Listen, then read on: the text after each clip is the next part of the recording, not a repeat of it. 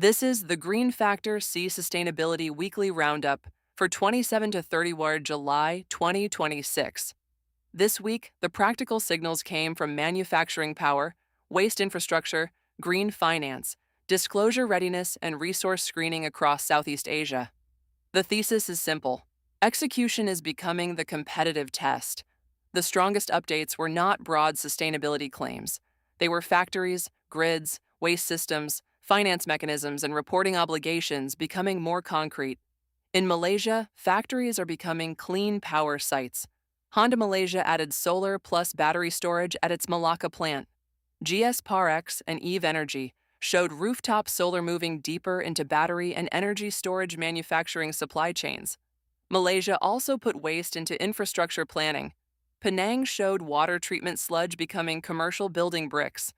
Then the National Waste-to-Energy Pipeline pointed to 18 approved projects and a 600 megawatt target by 2040. In Indonesia, green hydrogen is being linked to anchor demand. PLN-EPI is looking at fertilizer, ammonia, refineries, petrochemicals, steel, chemical processing, and future sustainable aviation fuel markets. Indonesia also moved waste to energy from policy to project. BRIN deployed plastic waste-to-energy technology on Derawan Island, while Legok Nangka broke ground as a 40-megawatt urban waste-to-energy plant in West Java. In Viet Nam, circularity is reaching retail and SMEs.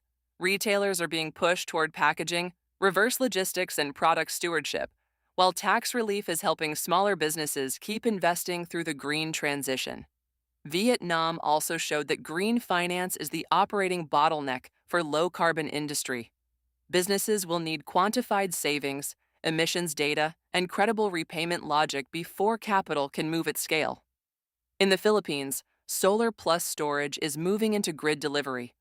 The Tantingan project energized its first phase in Mindanao and is expected to add battery storage as it scales toward 99 megawatts peak. The Philippines also showed two operational proof points. Ajinomoto used factory-level sustainability communication to make production practices visible, while Nature Loop positioned coconut husk waste as a lower-carbon wood panel feedstock. The operator view, Southeast Asia is asking harder questions now. Can projects get financed, powered, permitted, measured, and supplied reliably? That is where sustainability becomes business infrastructure. Follow the Green Factor for practical sustainability intelligence in Southeast Asia.